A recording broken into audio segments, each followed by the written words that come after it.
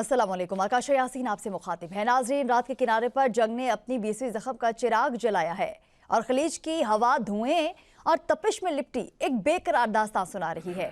कहीं तेल की रगों में आग दौड़ रही है तो कहीं गैस के समंदर धुएं की चादर ओढ़े सिसक रहे हैं और कहीं मासूम जिंदगियों के चिराग एक एक करके बुझते जा रहे हैं। ये वो मंजरनामा है जहां इक़्तिदार के मराकज़ शीशे की फसलें बन चुके हैं और फैसले आग की रोशनाई से लिखे जा रहे हैं।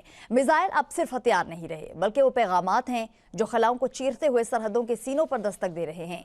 खलीज के किनारे खड़ी तंजीबात जैसे खामोश देव अपने अंदर छुपी तवानाई के साथ लरज रही है, गोया हर लपक एक नए तूफान की तमहीद हो। सफारतकारी के दरवाजे बंद होते जा रहे हैं और धमकियों की बाज़गश्त एक गूंजती हुई गहराई में तब्दील हो चुकी है जहां हर कदम मजीद डूबने का पेश खैमा बनता जा रहा है। आलमी मंजर एक ऐसे खेल का रूप धार चुका है जहां के दाग खुद जलते हैं और बादशाह महफूज समझते हैं। ये कहानी सिर्फ खित्ते की नहीं, ये एक ऐसे दायरे की है जो दुनिया के सुकून को अपनी लपेट में लेने को बेताब है।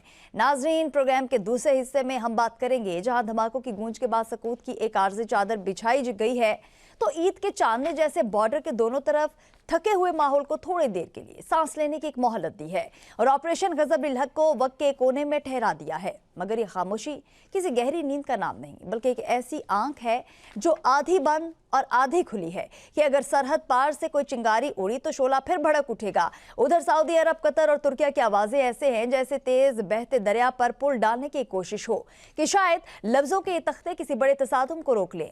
सफारतकारी की रोशनियां साए में उम्मीद की लकीर खींच रही हैं कि जंग की जुबान से बेहतर मुकालमे की जुबान होती है। दूसरी तरफ DGISPR की गुफ्तगू में शिद्दत की झलक भी दिखाई देती है और वजाहत की रोशनी भी। वो कहते हैं कि निशाने इंसान नहीं बल्कि साए थे, वो ठिकाने जहां से खतरा जन्म लेते हैं मगर सवालों की गर्दिश अब भी माहौल में मौलिक है। सच और प्रोपेगेंडे की सरहदें धुंधला रही हैं जैसे धुएं में लिपटी कोई जंगी तस्वीर और फिर भारत पर इल्जाम जैसे पुरानी रकाबत की आग में नया ईंधन डाल दिया गया हो। सफारती महाज भी गर्म है जहां लफ्ज गोलियों का काम दे रहे हैं। नाज़रीन, ये थे हमारे प्रोग्राम के टॉपिक्स। हमारे साथ स्टूडियोज में हमारे एक्सपर्ट्स भी मौजूद हैं, सकीर चौधरी साहब और किरण खान।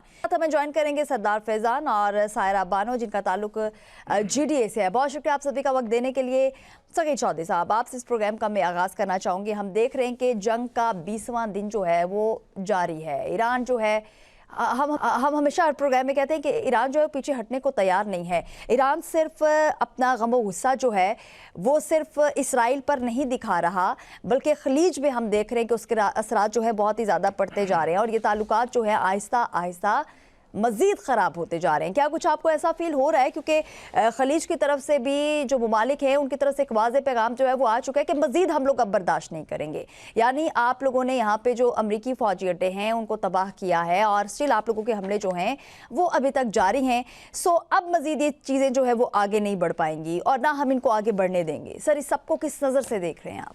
बिस्मिल्लाहिर्रहमानिर्रहीम। आकाशा, बहुत शुक्रिया। अब ये ऑयल एंड गैस फील्ड जो हैं और ये ऑयल और गैस के डिपो हैं, तनसीबात हैं, उन तक पहुंच चुकी है जो कि बहुत ख़तरनाक है। बिल्कुल। अब पारस ऑयल फील्ड जो कि दुनिया का सबसे बड़ा ऑयल फील्ड का ज़ख़ीरा है, तकरीबन 95 या 90% जो है 90% उसका जो ऑयल है गैस है वो वहाँ से ही सप्लाई होती है। तो उस पर अब अमरीकी अफवाज की जानिब से जो हमला किया गया है वो ख़तरनाक भी है और तशवीशनाक भी है।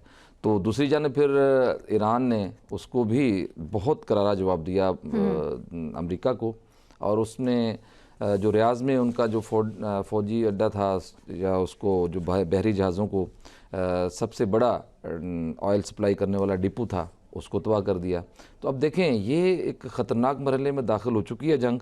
और दूसरी जानब जो कतर है उसने ईरान के साथ सफारती ताल्लुकात मुनक़ता कर दिए हैं और जो ईरान का सफ़ीर है उसको निकाल दिया है और सफारती हमले को भी जो है वो मुल्क से मतलब आहिस्ता हालात जो है वो ख़राब होते जा रहे हैं। बहुत ख़राब, थोड़े नहीं बहुत ख़राब होते जा रहे हैं। और देखें, अब ट्रंप जो हैं फिर दुनिया से मदद की अपील कर रहे हैं लेकिन कोई उसकी मदद करने के लिए तैयार नहीं है अभी तक। सिर्फ यूरोप का एक मुल्क है एस्तोनिया जिसने ये हामी भरी है कि हाँ हम आपके साथ आएंगे, आपकी कोई फौजी मदद करेंगे, लेकिन एस्तोनिया की इधर उधर से मदद भी मांग रहे हैं लेकिन साथ ही साथ ईरान को सर वार्निंग भी दिए जा रहे हैं। जी, ईरान को वार्निंग उन्होंने दी है और उन्होंने कहा है कि अगर आपने कतर पे हमला किया दोबारा उनकी तेल तनसीबात पे या फौजी अड्डों पे, तो फिर हम जो है वो उसको जो है वो सारा दिफाई सिस्टम उठा के आप इसराइल ले जाते हैं और उसके बाद आप ये कहते हैं कि अब अगर किसी ने कतर पे हमला किया तो हम खड़े हो जाएंगे, बहुत सा किस्म का जवाब आएगा। मतलब ये आपको बयानात में तजाद नहीं दिखता कि ट्रंप कभी कुछ और कह रहे होते हैं, कभी कुछ और कह रहे होते हैं, मतलब करते कुछ हैं,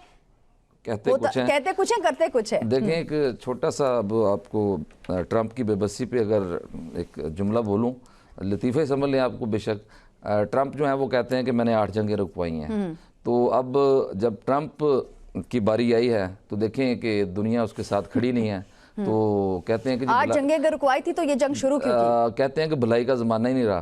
तो देखिए उसने तो बड़े भलाई की थी, कहाँ से जंगें रुकवाई थी, ये पहले जंग शुरू करते हैं और उसके बाद उसको रुकवाने का क्रेडिट भी ले लेते हैं। तो अब देखें कि इजराइल को एक तरफ तो वो मना कर रहा है कि आप तेल तनसीबात पे हमला ना करें, ठीक है, और दूसरी तरफ खुद जो पारस आयल फील्ड पे हमला किया और उसके बाद उसका मज़ीद आगे भी जो है वो कोई इरादा ख़तरनाक ही नज़र आ रहा है, कोई इतना अच्छे इरादे नज़र नहीं आ रहे। और दूसरी जानब उसने जो खलीजी ममालिक हैं उनको इतना बड़ा धोखा दिया है कि अपने तमाम साजोसामान, फौजी अड्डे और इंफ्रास्ट्रक्चर सब कुछ उठा के ले गया है, इजराइल की तरफ ले गया जाके, और वहाँ पे जाके उसने उसको रख दिया है। और चूँकि वो समझता है कि यहाँ से अब मैं महफूज नहीं रहा, तो अब वो कैसे हिफाजत करेगा इन खलीजी ममालिक की। और जब खलीजी ममालिक हैं, अब इनको ये समझना चाहिए कि किराए की फ़ौज कभी भी आपके मुल्क का दिफा नहीं कर सकती। आप कितनी देर तक किराए की फ़ौज पर डिपेंड करेंगे? ट्रिलियंस ऑफ डॉलर्स आपने लगा दिए और आपको हासिल वसूल ये हुआ कि एक भी जो है वो मुल्क जो है खलीजी मुल्क वो महफूज नहीं रहा हमलों से, और हर मुल्क पे धड़ाधड़ हमले हो रहे हैं। दूसरी जानब इजरायली जारियत जो है वो देखें कि ख़तरनाक हद तक अब लबनान में पहुंच चुकी है और लबनान में तकरीबन 10 लाख से ज़्यादा लोग बेघर हो चुके हैं। और अब इजरायली फ़ौजियों का कारनामे आप देख लें और उनके हरकतें देख लें कि वो उन्होंने खुद वीडियोज़ अपलोड किए हैं कि वो अटैक कर रहे हैं और उसके बाद घरों से सामान लूट रहे हैं और उसकी वीडियो सामने आ रही हैं। और इसी तरह से वहाँ पर भी शहादतों की तादाद तकरीबन 950 से ज़्यादा हो चुकी है। ईरान में शहादतों की तादाद तकरीबन 2000 से ज़्यादा हो चुकी है। लबनान में आपने 100 से ज़्यादा बच्चों को भी कत्ल कर दिया है और इसी तरीके से आपने इंफ्रास्ट्रक्चर पर तबाह करना शुरू कर दिया। देखिए ये पेशन गोइयां तो बहुत पहले हो चुकी थी, तीसरी जो आलमी जंग है उसका भी जिक्र जो है बहुत पहले से जो है हम सुनते आ रहे हैं। ऐसे में पूरी दुनिया किरण जब इन चीज़ों की तैयारी कर रही थी, उनको पता था कि ये चीज़ें आने वाले वक्त में होंगी। ऐसे में हम देख रहे हैं कि जो अरब ममालिक हैं ख्वाबे खरगोश के मजे ले रहे थे, अगर ऐसा कहा जाए तो बिल्कुल गलत नहीं होगा। मतलब ऐसा क्यों किया गया उनकी जानिब से? डेफिनेटली उनको एक अपनी आर्मी भी चाहिए थी, कुछ ऐसी चीजें भी चाहिए थी जिनकी वजह से अपने मुल्क को सिक्योर कर सकते, या आज उन्हें दूसरों का सहारा ना लेना पड़ता, दूसरों से बात ना करनी पड़ती। देखिए जी किरण, देखिए काशा, जो अब सूरत हाल बनी हुई है ना, अब देखिए सूरत हाल काफ़ी नाजुक हो चुकी है। अब जो चीज़ है सिर्फ लड़ाई जो है दो मुल्कों के दरमियान में नहीं रही। आप देखेंगे पूरा मिडल ईस्ट इस वक्त इस कशीदगी की जद में है। इसके अलावा बाकी जितने यूरोपीय ममालिक हैं, आप अमेरिका की बात करें, इसराइल की बात करें, फिर पाकिस्तान, तमाम ममालिक ही इसकी जद में आते हुए दिखाई देते हैं। और अगर इसी तरह से तवानाई के शुबे में खास करके ये हमले होते रहे तो ये फिर कशीदगी है और जो ये सारा तनाजुर है ना, जो इससे हट के फिर कहीं ज़्यादा इसमें शिद्दत आ सकती है और पूरा खित्ता इससे मुतासिर होगा। क्योंकि देखिए तवानाई का बड़ा हिस्सा जो है वो आपका आता है इन्हीं मिडल ईस्ट की कंट्री से। तो वहाँ पर जब इतने बड़े बड़े हमले होंगे तो फिर ये सारी चीज़ दुनिया को देखने को मिलेगी। और जो आपने सवाल किया कि क्या अरब ममालिक को तैयारी जो है, देखिए एक तरफ आपका डिफेंस जो होता है ना, इसीलिए कहते हैं कि आप अपने डिफेंस को मजबूत करें कि ये हालात जो है ना, अब दुनिया पे आप किसी पे इतना ट्रस्ट नहीं कर सकते, इतना रिलाय नहीं कर सकते जितना मिडल ईस्ट ने अमेरिका के ऊपर किया। और देखिए जितना भी पैसा है वो अल्टीमेटली देखें अगर जो अरब ममालिक में आता है वो कहाँ जा रहा है। अब डिफेंस पे आप किसकी हेल्प ले रहे हैं? आप अमेरिका से ले रहे हैं, आप वहाँ से अपने तमाम तरह जितनी भी चीज़ें हैं, हथियार हैं, बाय कर रहे हैं। लेकिन आज जब वक्त आया है, आपको ज़रूरत पड़ी है, तो अमेरिका ने आपके साथ क्या किया? अमेरिका ने 30 साल अमेरिका को लगे थे जहाँ पर अपने अड्डे और अपनी तनसीबात बनाने में, और आज जब लड़ाई लगी है तो वहीं जो है ना सबसे पहले भागने वाला अमेरिका ही था। तो अरब ममालिक के लिए भी जो बड़ी अलार्मिंग सिचुएशन है, और अब उनको एटलीस्ट समझ आना चाहिए कि जो हालात हैं वो किस तरफ जा रहे हैं। तो अपना अपना डिफेंस, इसीलिए कहते हैं कि अपना डिफेंस सिस्टम होना बहुत ज़रूरी है आज के दौर में। पाकिस्तान देखें जैसा भी है, हमारे 100 मसाइल होंगे, हम बहुत बुरे भी होंगे, लेकिन आज अगर हम खड़े हैं और दुनिया हमारी तरफ नहीं देख रही तो उसकी सिर्फ और सिर्फ वजह यही है कि हम अपना डिफेंस सिस्टम रखते हैं, अपनी एक फ़ौज रखते हैं, और वो भी फ़ौज ऐसी जो आपको हर महाज पे लड़ती हुई दिखाई दे रही है। तो ये क्रेडिट आपको देना पड़ेगा। इसमें तमाम तर चीज़ें जो है ना फिर बड़ी, देखिए अब जैसे ईरान ने कहा है कि भाई जब आप हमारे जोहरी हथियारों के अलावा बाकी जगहों पर हमला करेंगे तो हम मजबूर हो जाएंगे, हमारे पास कोई और ऑप्शन नहीं है कि फिर हम में अमेरिकी कंपनियां मौजूद हैं, फिर उनको भी निशाना बनाया जाएगा। जहरी सी बात है ना, उनको फिर पता है, उनको देखिए जंग जो है वन साइडेड तो कभी भी नहीं होती ना। आपको भी पता होता है, अगर अमेरिका को पता है कि भाई ईरान के अंदर किस जगह पे क्या चीज़ है, तो फिर इसी तरह से दूसरे मुल्क को भी तो पता है, उनकी भी तो कहीं ना कहीं से सपोर्ट उनको भी हासिल है। तो ये सारी चीजें जो है ना अब आप में देखें कि कनेक्ट हो रही हैं आपस में। तो फिर जब ईरान के ऊपर हमले हो रहे हैं, वो कह रहे हैं कि जब आप हमारे क्या क्या बाकी जो चीजें हैं, तवानाई के शुबे हैं, गैस ऑयल रिफाइनरीज जितनी भी हैं, उनको जब तबाह करेंगे, मुख्तलिफ फील्ड्स को तबाह करेंगे, तो फिर हम मजबूर हो जाएंगे। और देखिए, और ये सेंट्रल ग्रेविटी एक टर्म यूज होती है, वो इसीलिए होती है कि आप अगले की कमजोरी पर वार करते हैं।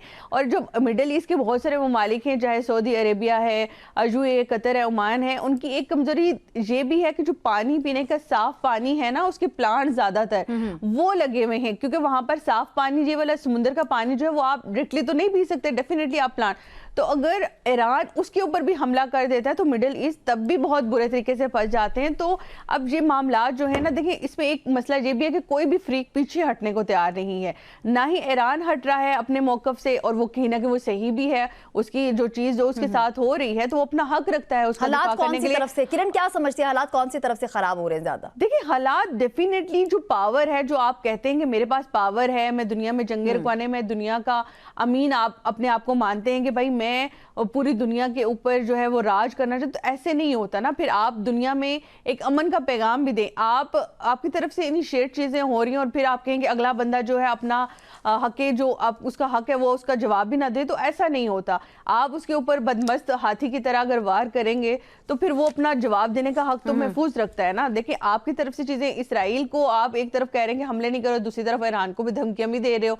भाई आप फिर बैठ के जब तक ये चीजें मुज़ाकरात पर नहीं आएंगी, सालसी का किरदार अदा नहीं होगा, दिन ब दिन हालात खराब ही होंगे और कशीदगी की तरफ ही जाएंगे। बिल्कुल, और खिताब पूरा इसकी लपेट में ऑलरेडी आ चुका है, लेकिन इससे ज्यादा हालात खराब हो सकते हैं और ये बातें भी सामने आ रही हैं। पाकिस्तान जो है इस वक्त सफारती हिकमत अमली जो है उसको पूरी दुनिया मान गई है, क्योंकि हालात जो है वो इस वक्त हमारे सामने हैं। जिस तरीके से ईरान जो है वो अपना दिफा कर रहा है, उसके साथ साथ खलीज में जो अमरीकी अड्डे हैं उनको निशाना बनाया जा रहा है। वक्त एक शॉर्ट ब्रेक का, हमारे साथ रहिए।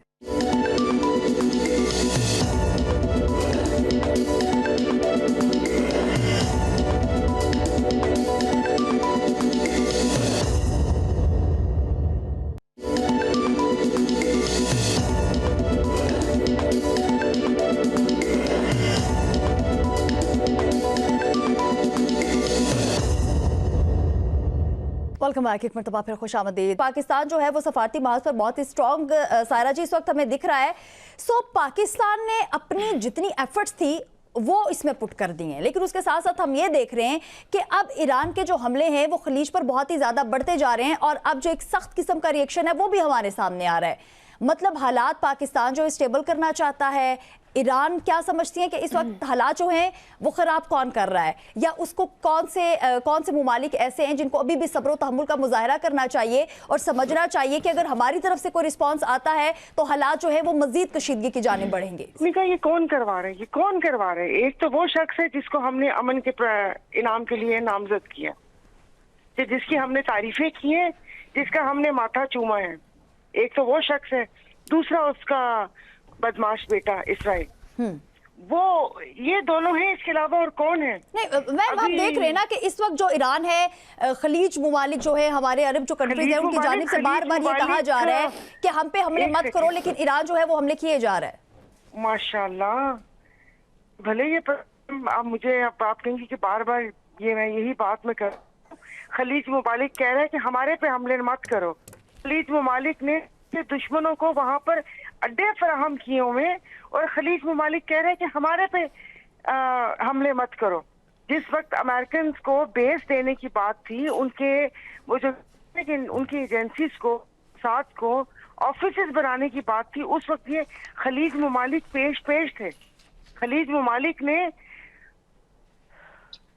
मैं अभी कल ही आपके प्रोग्राम में बोल चुकी हूँ, अभी लफ्ज को दूसरा आ रहा था इसलिए लंबी सांस लेके उसको मैंने निगल लिया उस लफ्ज को। खलीज ममालिक ने वेलकम में बच्चियों का नाच करवा दिया, खलीज ममालिक ने जहाज तोहफे में दे दिया, और अब खलीज ममालिक कह रहे हैं कि हम पे वो ना करें। वो खलीज ममालिक बहरीन और यूए जो इसराइल को तस्लीम कर चुके हैं, जो वहां पर उनको इमदाद भिजवा चुका है, जो वहां पर अभी कौन सा वो मुल्क है जहां पर सोना निकालने के लिए कत्लो गारत कर रहे हैं। दूसरा एक मुल्क है, वो उसे क्या कहते हैं, वो यमनियों के खून का प्यासा है। फिर वो कहते हैं कि हम तो इस जंग में शामिल नहीं है, हमें ना शामिल किया जाए। क्यों? तो जब आपने ये सब किया, सहूलतकारी की, तो फिर जाहिर है थोड़ा बहुत भुगतना भी पड़ता है। और बाकी आपने कहा कि पाकिस्तान कामयाब सफारतकारी कर रहे हैं, अच्छा कर रहे हैं, मतलब कैसे, मैं समझना चाह रही हूँ आपसे। पाकिस्तान की सफारतकारी सारे ममालिक को एक पेज पे लेकर आना, उनसे कहना कि देखिए ना सायरा जी, हम देख रहे हैं कि ईरान जो है उसने स्टार्ट से जब अमेरिकी अड्डों को अरब ममालिक में जब निशाना बनाया, उसके बाद जो है हालात बहुत ही ज़्यादा ख़राब हो सकते थे। सो उसमें हमारे प्राइम मिनिस्टर और फील्ड मार्शल सईद आसिम मुनीर जो है, उनका दौरा जो था सऊदी अरब का, वो बहुत ही अहम रहा। सो इस हवाले से तो हमने तमाम तरह अपने प्रोग्राम में चीज़ें जो है वो डिस्कस करी है, लेकिन पाकिस्तान बहुत एफर्ट करता है, इस वक्त दिखाई दे रहा है हमें। जो आपस में मुआहदा हुआ है, तो उन्होंने कहा हम पे हमला हुआ है तो आए आप वो कर लें। जब ये बहुत बड़ा किरदार कहती है ना, तो मुझे मतलब वो लगता है अजीब सा। अगर आगे से रिस्पांस आ जाता है, ये जो हमारे जितने भी अरब कंट्रीज हैं जिनको ईरान की जानिब से जिन पर हमले किए गए हैं, तो डेफिनेटली एक सख्त किस्म का रिएक्शन जो है वो हमने देखना था इन तमाम कंट्रीज की जानिब से ईरान के लिए। सो ये चीजें तो हम लेकर चल रहे हैं। आपने कहा ना कि की बात बीच में रहेगी कि वरना जाहिर है कि जो इस पे खुल के बात होगी तो इस मीडिया पर चल भी नहीं सकती। जो मीडिया सवाल पर ब्लैकआउट कर सकता है, वो ये वाली बात कैसे चला लेगा कि खलीजी ममालिक पर हमला हो रहा है। खलीजी ममालिक पर हमला नहीं हो रहा, उन्होंने जो बेसिस दी है अमेरिका को, उन बेसिस के ऊपर हमला हो रहा है। और उससे पहले जब गजा में सब कुछ हुआ और मुस्लिम ममालिक के साथ सारा कुछ हुआ, उससे पहले ईरान पर हमला हुआ, फिर उसके बाद ये एक पागल शख्स बार बार धमकियां दिए जा रहे हैं। आप अपने किरदार की बात कर रहे हैं, हम अपने किरदार की चारों तरफ कर्जा लिया हुआ है। किस ब्लॉक में जाएंगे? कर्जा हमने लिया हुआ है, यूएई से कर्जा हमने लिया हुआ है, यूएई और सऊदी की वैसे नहीं बनती, सऊदी अरब से कर्जा हमने लिया हुआ है, अमेरिका की उस पे, IMF की उस पे आपको कर्जा है, चारों तरफ से तो कर्जे लिए हुए। किसको yes sir yes sir yes sir बोलेंगे? कल ही आपके प्रोग्राम कहा था कि ये अभी किसी एक को चुनना पड़ेगा। ये ऐसे नहीं हो सकता कि ये तो हम तो बड़ी बुरी सिचुएशन में फंसे हुए हैं कि वो क्या कहते हैं कि वो होता है ना, ये तो बड़े, मैं बोलूं कि 10 साल से शौहर लापता है, तो उसके बाद दूसरी शादी हो जाए तो पता चले पहला वाला शौहर भी वापस आ गया। हम लोग तो उस सिचुएशन में फंसे हुए हैं। चल जी, कैसे निकलते हैं उस सिचुएशन? चलें सारा चीज़ पे आपका पॉइंट आ चुका है। सरदार फिजान, आप भी हमारे साथ मौजूद हैं। इस वक्त हम देख रहे हैं कि हालात जो है वो मज़ीद ख़राब होते जा रहे हैं। जो दोनों फरीक हैं वो पीछे हटने को तैयार नहीं है। ईरान जो है वो तन्हा इस वक्त हमें नज़र आ रहा है, लेकिन खड़ा है और उसकी जानिब से यही कहना है कि मैं आखिरी दम तक लड़ूंगा, आखिरी सांस तक लड़ूंगा, और इस वक्त लड़ता हमें दिखाई दे रहा है। उसके साथ हम देख रहे हैं कि जैसे जैसे ये हालात जो है वो ख़राब होते जा रहे हैं, पूरी दुनिया में जो मईशत है उसका बुरा हाल होता जा रहा है। अगर ये मईशत जो है मज़ीद ख़राब होती है तो डेफिनेटली हमारे जो पाकिस्तान के हालात हैं वो भी बहुत ही ज़्यादा ख़राब हो सकते हैं। सो इसमें जो एक फ़र्क पड़ेगा, एक वाज़ेह फ़र्क जो आएगा वो एक आम आदमी की ज़िंदगी पर पड़ेगा, हमारे अवाम पे पड़ेगा, हमारे लोगों पे पड़ेगा। इस सब को किस नज़र से देखेंगे आप? बहुत शुक्रिया मिस आकाशा। सबसे पहले तो मैं एक शेर अनवर मसूद साहब का पढ़ना चाहूंगा कि सरपरस्त उसका बहुत मगरूर है, अपनी ताकत के नशे में चूर है, जब तक इसराइल का नासूर है, अमन की मंजिल जो है वो बहुत दूर है। क्या खूब, बिल्कुल। तो अमेरिका जो है वो इस टाइम पे बिल्कुल भावला हो चुका है। वो उसको समझ नहीं आ रही कि वो अब करे क्या। जिनकी वो सारी उम्र जो है वो मदद करता आया है, अब उन्हीं ममालिक से जो है वो मदद मांग रहा है। वो तमाम ममालिक, चाहे फ्रांस हो, जापान हो, जनूबी कोरिया हो, बरतानिया हो, और चाइना जिसके बार बार जो है वो उनको कहता आया है कि मैं आप पे टैरिफ लगा दूंगा, उससे भी उसने मदद मांगी है कि नेवी के जहाज जो हैं वो वहां पे भेजें और अपना होम्स को खुलवाने की कोशिश करें। तमाम ममालिक पीछे हो चुके हैं, यहाँ तक कि बरतानिया ने भी इनकार कर दिया है, जर्मनी, इटली, यूनानी हुकूमत, ऑस्ट्रेलिया, जनूबी कोरिया, सब ने जो है वो इनकार कर दिया। इवन ईरान ने बरतानिया को ये यहाँ तक धमकी दे दी है, लोग कहते हैं कि ईरान जो है वो जंग हार गया है। अमेरिकी सदर कोई 8 बार जो है वो उनको एक बार दोहराने की बहुत आदत है। उन्होंने ये बात भी काफी मर्तबा दोहराई कि पाकिस्तान ने भारत के जहाज जो हैं वो गिराए हैं।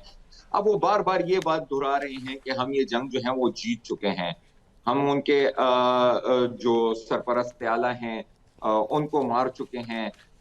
इसी तरह अमेरिका, आपने जब मईशत की बात की तो अमेरिका जो है वो दुनिया की मईशत पे इस टाइम पे काबिज है, क्योंकि दुनिया में जब भी ये तेल की तिजारत होती है तो वो डॉलर के थ्रू होती है।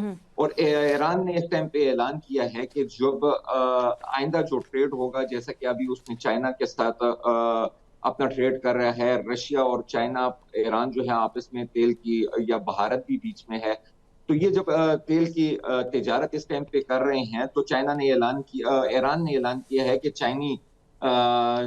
जो चाइनीज करेंसी है उसमें जो है वो तेल की तिजारत होगी। तो ये अमेरिका के लिए जो है वो एक बहुत मुश्किल वक्त है। साथ ही साथ जो अमेरिका जो है वो एक वार एडिक्ट है। आप देखिए 2006 में उन्होंने सदाम हुसैन पे इल्जामात लगाए, फिर जॉर्ज बुश के वक्त में उनको मार भी दिया गया। 1996 में हम देखें लीबिया के कजाफी के साथ उन्होंने क्या किया, उनकी बेटी को उन्होंने कत्ल किया, और फिर कजाफी जो है वो 2011 में हुंडो के हाथों जो है वो मारे गए थे। तो अमेरिका को इस टाइम पे अब समझ नहीं आ रही कि वो अपने जो उन्होंने एक बच्चे को गोद लिया हुआ है इसराइल को, और उसके कहने पे वो जंग में तो उतर आया है, अब इस जंग को वो संभाले कैसे, इस जंग का इख्तिताम वो कैसे करे और इस जंग से निकले कैसे, क्योंकि जितने भी इत्तेहादी ममालिक अमेरिका के हैं, जो मिडल ईस्ट के ममालिक हैं, वो इस टाइम पे काफी मुश्किलात से दुचार हैं। उनके जो तिजारत का जो मेन रास्ता है वो रुक चुका है। तो अमेरिका इस टाइम पे इन तमाम चीजों को लेकर जो है वो काफी परेशान है। और साथ ही साथ एक और उनके लिए बहुत बड़ी परेशानी ये है कि वो जितने भी उनकी लीडरशिप को कत्ल करते जा रहे हैं, उनकी सेकंड कमांड जो है वो सामने आती जा रही है, और सेकंड कमांड उन्होंने काफी अच्छे तरीके से संभाली है। और ईरान बार बार सरदार फैजान साहब थोड़ा तो फर्क आता है, क्योंकि डेफिनेटली जो क़यादत थी, हम देख रहे हैं सुप्रीम लीडर आयतुल्लाह खामनाई जो शहीद हुए, उसके बाद अली लारिजानी जो है एक बहुत बड़ा नाम जो है, जब मतलब एक क़यादत जो है जो कि हर चीज संभाल रही होती है, जब उसकी शहादतें हमारे सामने आती हैं, उसके बाद जो क़यादत आती है उसको चीजें समझने में थोड़ा सा टाइम जो है वो जरूर लगता है। सो क्या आप समझ रहे हैं कि पहली क़यादत के बाद जो मौजूदा क़यादत है वो चीजों को बिल्कुल सही तरीके से लेकर चली है, जो पहले वाली जो पॉलिसी थी उन्हीं को आगे लेकर चला जा रहा है?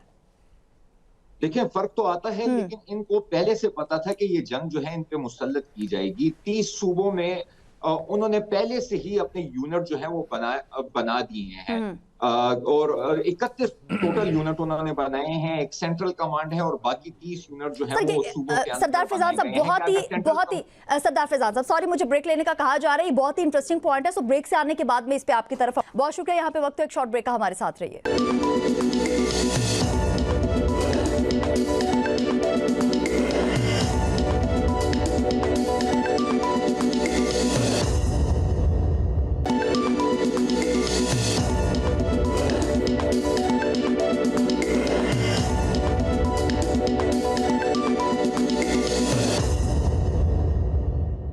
वेलकम बैक, एक मरतबा फिर खुश आमदीद। जी सरदार फैजान, ब्रेक पर जाने से पहले भी हम इसी हवाले से बात कर रहे थे, सो वही चीज़ें जो है मैं आगे चाहूँगी कि आप उसी को कंटिन्यू कीजिए, क्योंकि हम देख रहे हैं कि अभी ईरान की जो क़यादत थी जो कि बहुत ही ज़्यादा स्ट्रॉन्ग समझी जा रही थी, और ट्रंप को उनसे बहुत ही ज़्यादा खतरा था, क्योंकि डेफिनेटली वो फिर रिजीम चेंज की बातें भी हो रही थी। वो क़यादत अब जो है हमें नज़र नहीं आ रही है, वो तमाम तर लोग जो हैं वो शहीद हो चुके हैं, और उसके बाद हम देख रहे हैं कि जो क़यादत आती है उनको चीज़ों को समझने में थोड़ा टाइम तो लगता है। क्या पुरानी वाली जो पॉलिसी है उसको ही आगे लेकर चला जा रहा है, या तमाम तर चीजें जो है वो अब वाली क़यादत जो है वो खुद अपने ऑन पे कर रही है?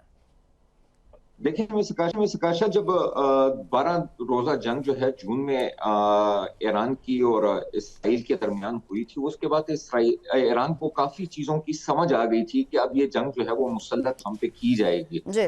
और इस जंग को उन्होंने काफी तैयारी भी उन्होंने कर रखी थी, और उन्होंने जो 30 कमांड जो है वो सूबों में उन्होंने बनाई है और एक सेंट्रल कमांड बनाई है। और साथ ही उन्होंने ये भी कह दिया है कि अगर सेंट्रल कमांड से आप लोगों को डायरेक्शंस मिलना बंद हो जाएं तो हर सूबा अपने तरीके से मिसाइल भी लॉन्च कर सकता है, ड्रोन्स भी ऑपरेट कर सकता है। जो उनकी हिकमत अमली है वो तमाम सूबों को उन्होंने बता दी है। इसी तरह ये तमाम चीजें जो हैं वो अब बिल्कुल ये बात भी बिल्कुल सही है कि जब आपकी लीडरशिप जो है वो शहीद हो रही है तो साथ ही साथ जो है उसमें कुछ ना कुछ कमी आती है। लेकिन इन तमाम चीजों की पहले से तैयारी होना और इन तमाम चीजों को उनका जंग की जो प्लानिंग मतलब जो कहा जा रहा है कि ईरान 20 साल से तैयारी कर रहा था, वो यही तैयारी थी। अच्छा देखें, ईरान बार बार कह रहा है कि हम इंतजार में हैं कि इसराइल और अमेरिका कब अपने फौजी जो हैं वो ईरान में उतारेंगे, कब उनके फौजी जो हैं वो ईरान में आएंगे। ईरान के पास 6 लाख के करीब जो है वो फुली ट्रेन फौज मौजूद है और 3 लाख जो है उनके पास रिजर्व में भी पड़ी हुई है। तकरीबन 10 लाख के करीब जो है ईरान के पास फौज है। ईरान का वो हाल नहीं कर सकता इसराइल और अमेरिका मिल के भी जो उन्होंने गजा का हाल किया था। गजा में हमास था, हमास के पास इतनी ट्रेन फौज जो है वो नहीं थी जैसा कि ईरान के पास जो है वो मौजूद है। और अमेरिका बिल्कुल बर्दाश्त नहीं कर सकता कि अमेरिका की कोई फौजी जो है वो इस जंग में जो सरदार फिजान साहब, सॉरी मैं आपको इंटरप्ट कर रही हूँ सर, सॉरी मैं आपको इंटरप्ट कर रही हूँ। आप कह रहे हैं कि इसराइल जो अमेरिका है वो मिलकर भी ईरान का वो हाल जो है वो नहीं कर सकते, लेकिन अमेरिका ने और इसराइल ने कोशिश की रिजीम चेंज की, वो तो चीज़ें नहीं हो पाई। लेकिन एक और उनका मिशन था कि जितने भी इस्लामिक कंट्रीज हैं इनको आपस में लड़वा दिया जाए। तो डेफिनेटली अगर इनको आपस में लड़वा दिया जाता है, जो कि थैंक्स गॉड के अभी तक वो चीज़ें जो है हमारे सामने नहीं आई और इंशाल्लाह आगे इन फ्यूचर हमारे सामने आएंगी भी नहीं। सो अगर ऐसा कुछ होता है तो हालात जो है वो ईरान के लिए भी बहुत ही ज़्यादा मुश्किल हो सकते हैं। प्रोग्राम का दूसरा हिस्सा और नाज़रीन हम इस पर बात करेंगे कि पाकिस्तान का ईद के मौके पर ऑपरेशन गज़ब-उल हक आर्जी तौर पर रोकने का एक फैसला जो है वो हमारे सामने है। बहुत ही खुशाइन फैसला है और कहा तो ये भी जा रहा है कि अगर इसमें थोड़ी सी भी जारहियत जो है वो अफगानिस्तान की तरफ से दिखाई गई तो फिर हम भूल जाएंगे कि हमने थोड़े से टाइम के लिए इस ऑपरेशन को रोका है। सगई चौधरी साहब क्या कहेंगे इस पे? देखिए आकाशा, ये खुशाइंद भी है और काफ़ी दिनों से, कई हफ्तों से जो है वो एयर स्ट्राइक चल रही थी और जो वहाँ पर दहशत गर्दी के ठिकाने हैं वो उनको मुकम्मल तबाह किया गया था। और नंगरहार और काबुल में जिस तरह 2 दिन पहले एक बहुत बड़ा उनका जो असले का डिपो है उस पर हमला किया गया और उसमें सैकड़ों की तादाद में जो दहशत गर्द थे वो मारे गए, जिस पर बहुत ज़्यादा वावेला और प्रोपेगेंडा करने की कोशिश की गई। तो अब दोस्त ममालिक चूँकि पहले से भी इस पे बहुत ज़्यादा कंसर्न थे और पाकिस्तान से बार बार ये रिक्वेस्ट हो रही थी, सऊदी अरब खुसूसी तौर पे कि जंग में थोड़ी सी आप जो है वक्फा करने की कोशिश करें, हम इसमें मिडिल मैन का किरदार अदा करने की कोशिश करते हैं जिस तरह उन्होंने पहले की थी। तो लेकिन पाकिस्तान ने ये कहकर जो है वो उसको जो है वो रिजेक्ट कर दिया था कि अब इन्होंने हमारी सॉवरेनिटी पे हमला किया है और बराह रास्त इन्होंने फ़ौजी हमला किया है। तो इसलिए अब हमने इनको लाजमी जवाब देना है और इनके जितने भी फ़ौजी ठिकाने हैं उनको तबाह करना है। लेकिन चूँकि वहाँ पे किसी शहरी आबादी पे कोई हमला तो हुआ नहीं था, तो फिर ये दोस्त ममालिक जो चूँकि ज़ाहिर सी बात है पाकिस्तान का इनके साथ एक अच्छा ताल्लुक़ है और हमेशा साथ रहते हैं, तो सऊदी अरब और कतर की मुदाखलत पर अब जो 24 मार्च है उस वक्त तक तो आर्जी तौर पर ये जंगबंदी हुई है, या आप कह लें कि पाकिस्तान की तरफ से जो एयर स्ट्राइक्स हो रही थी उसमें वक्फा किया गया और रात 12 बजे तक वक्फा किया गया। और DGISPR ने ये वाजे किया है कि अगर इस दौरान कोई भी तश्कील आती है, कुछ भी ऐसा होता है तो डेफिनेटली पाकिस्तान का एक सख्त किस्म का रिस्पांस जो है वो सामने आएगा। जी सगई चौधरी साहब, आपका पॉइंट आ चुका है। प्रोग्राम का एक्चुअली वक्त खत्म हो चुका है। एक आखिरी क्वेश्चन सायरा जी मैं आपसे लेना चाहूंगी कि पाकिस्तान ने ईद के मौके पर ऑपरेशन गज़ब-उल हक आर्जी तौर पर रोकने का एक फैसला जो है वो किया है, कितना ये फैसला आप खुशाइन समझती हैं? उसके साथ हम देख रहे हैं कि सऊदी अरब और कतर का भी पाकिस्तान और अफगानिस्तान के दरमियान ये जो जंगबंदी का एक फैसला हुआ है इसको बहुत ही सराहा गया है, क्या कहेंगी? अच्छा, उन्होंने सराहा है इस फैसले को। जी, जिस वक्त ट्रम्प ऐलान कर रहा था और मदद करके हमें भी सराहने का मौका दे, मतलब आलम इस्लाम को जी उनको भी सराहने का मौका देते थे। मैं बोल रही चले अच्छी बात, इस माह रमजान में तो बड़ी वो चीजें या सारी हैं, तो ये इतनी लेवरेज इन दहशत गर्दों को जिन्होंने आके हमारे मासूम जाने ली और सारा कुछ हुआ, उनको भी ईद पे 3 दिन की कि भाई 3 दिन की जंग बन सकती है। तो उससे क्या कहते हैं, जो एक पार्टी के कैद हैं उनकी फैमिली से ईद वाले दिन उनकी मुलाकात हो सकती है। जो कैदियों के पास घर वाले कुछ चीजें भेजते हैं और वो कैदी वो कहते हैं ना सारा साल मिल नहीं सकते, मैं आम कैदियों की भी बात कर रही जी। हूँ, और वो खुश होते हैं अपने घर वालों का प्यार मोहब्बत देखे, वो चीजें उन तक पहुंच सकती हैं। पहुंचेंगी, जरूर पहुंचेंगी। पहुंच जाएंगी सायरा हाँ जी। तो वही ना पहुंच जाएंगी। जिस वक्त हम दहशत गर्दों से किसी दूसरे के उस पे वो कहते हैं ना कि बड़ा खुश आयन बात है कि हमने उनकी बात मान ली, उन्होंने हमें समझाया और हमने मतलब सारा वो किया, तो फिर थोड़ा ये इधर भी नजरसानी कर ले। बाकी देखें, आप भी हैं, आपका भी जहन में यही होगा कि दुनिया में तो जंगें होनी ही नहीं चाहिए। बिल्कुल। कि जंग का जो फाइनल रिजल्ट निकलेगा, मतलब आप मुझे बताएं कि ये सब कुछ चलता रहेगा, 3 दिन बंद होगा और उसके बाद 3 दिन ईद के बाद जो है फिर उसके बाद वापस से स्टार्ट हो जाएगा। कोई तो आगे कदम बढ़ाकर इस चीज को रोकने की कोशिश करेगा या मैं जवाब दे दूं, बातचीत होगी। ये मैडम इस पे पेशरफ्त ये होगी कि इस पे आगे जो हमारे ज़राए ये कहते हैं कि मुज़ाकरात होंगे और वही मुज़ाकरात जिस तरह पहले दोहराए गए थे, और हो सकता है कि मुमकिन तौर पर आर्ज़ी जंग बंदी हो जाए। चलिए अच्छी बात है, मैं वही कह रही हूँ ना कि जब मुज़ाकरात के बाद से ही जंग बंदी होनी है तो फिर हम जंगें क्यों करते हैं? हमारे ऊपर हमला किया उन्होंने तो हम जंग नहीं करेंगे जी। अफगानिस्तान ने हमारे ऊपर हमला किया है। एक हमला जो है वो किया गया है पड़ोसी मुल्क की जानिब से, तो डेफिनेटली कौन से रिस्पांस वाले तो आएगा रिटेलिएट तो करना है पाकिस्तान ने ना। जी जी जी वो करना है, वो करना है। मैं ये नहीं कह रही कि बिल्कुल आप हाथ पे हाथ रख के बैठे रहे और खुदा ना खास्ता वो आए और हमारे शहरियों को शहीद करके और उनकी इतने हिम्मत ही नहीं होनी चाहिए। मैं ये नहीं कह रही, मैं कह रही हूँ कि मुज़ाकरात कर लेने चाहिए। ऐसे थोड़ी कि एक गाल पे उन्होंने थप्पड़ मारा। सायरा जी, हमने तो पहले भी इतनी मरतबा बारहा कोशिश किया पाकिस्तान ने कि मुज़ाकिरात हो जाएं, लेकिन जब दूसरी तरफ से ही मुज़ाकिरात की कोशिश देखिए ना, की जाए, मुज़ाकिरात करने की मेज पर ना आए और आकर के मुकर जाए, तो फिर डेफिनेटली सायरा जी ये रिस्पांस तो सामने आएगा। बहुत शुक्रिया सायरा जी। सरदार फैजान, इस पे मैं आपका एक पॉइंट लेना चाहूंगी कि हमारी तरफ से तो बारहा मुज़ाकिरात की कोशिशें की गई हैं, लेकिन जबकि दूसरी तरफ से मुज़ाकिरात जो है वो करना ही नहीं चाहते या मुज़ाकिरात की मेज पर आकर भी वो मुकर जाते हैं, चीजों से पीछे हट जाते हैं और वादे करके भी मुकर जाते हैं, तो डेफिनेटली पाकिस्तान ने कुछ ना कुछ रिस्पांस तो है देना ही है। क्या कहेंगे इस हवाले से? बहुत शुक्रिया मिस्टर काशा। देखें, इस चीजों को हम इन तराजू में नहीं देखना चाहिए ना, कि मतलब जो चीजें जो है वो नजर आ रही हैं, कुछ चीजें ऐसी होती हैं जो नजर नहीं आ रही होती और उन मकासद के लिए भी कोई कुछ किया जाता है। तो इन चीजों को हम इस नजर में भी देखें, ये जो ऑपरेशन हो रहे हैं, ये जो लोग मर रहे हैं, इसके पीछे जो है बहुत सारे मकासद भी हो सकते हैं। बहुत मुल्कों के बहुत बड़े बड़े मकासद होते हैं जो आम लोगों तक पहुंचते नहीं हैं। मुल्क कुछ हासिल करना चाहते हैं, उसके लिए कोई स्टेप उठाते हैं, तो ये इस स्टेप को भी आप उसी तनाजुर से देखें कि मतलब ये जो जंग हो रही है इसके पीछे कोई मकसद भी हो सकता है। जरूरी नहीं है कि ये जंग जो है वो सिर्फ उन्होंने हमला किया और हमने उन पे जवाबी हमला किया, सिर्फ इसी तनाजुर में देखना चाहिए। बाकी जो अफगानिस्तान के साथ जो हमारे मामला चल रहे हैं, सिक्योरिटी काउंसिल के में भी इस पे जो है काफी तहफुजात सामने आए हैं। इसी तरह चीन हो, उज़्बेकिस्तान हो, ताजिकिस्तान हो, यूएन ने पहले भी रिपोर्ट जो है वो अफगानिस्तान में दहशतगर्दों के खिलाफ जो है वो दी थी। अमेरिका अभी तक जो है वो सपोर्ट कर रहा है और कहा जा रहा है कि हो सकता है अमेरिका से जो मदद जो है महाना आती है अफगानिस्तान को, हो सकता है वो भी बंद हो जाए। अगर आपको 2001 याद हो तो अलकायदा जो है उसके बारे में कहा जाता था कि अफगानिस्तान जो है वो अलकायदा को सपोर्ट ना करे, और अफगानिस्तान में उसी तरह अलकायदा को जो है वो सपोर्ट किया था, और उसके बाद जो है वो मतलब गलतियां तो हो रही हैं सर, गलतियां तो हो रही हैं अफगानिस्तान की तरफ से। मतलब पाकिस्तान जो है, अगर हमने आपको 40 साल तक अपने पास रखा है, खिलाया है, पिलाया है, आपकी केयर की है अपने अवाम की तरह, तो डेफिनेटली आपको भी उसका हक जो है वो अदा करना चाहिए था, जो कि आपसे सही से हो नहीं पाया। सो पाकिस्तान की तरफ से ये जो एक खुशाइन फैसला है कि पाकिस्तान का ईद के मौके पर ऑपरेशन ग़ज़ब-उल हक़ आर्जी तौर पर रोकने का फैसला है, अल्लाह करे कि ये चीज़ें आगे ऐसे ही चलती रहें। बहुत शुक्रिया सगीर चौधरी साहब, सरदार फैजान, किरण खान और सायरा बानो, आप सभी हमारे साथ मौजूद थे। इसी के साथ अपनी मेज़बान अकन को दीजिए इजाज़त। खुदा हाफ़िज़।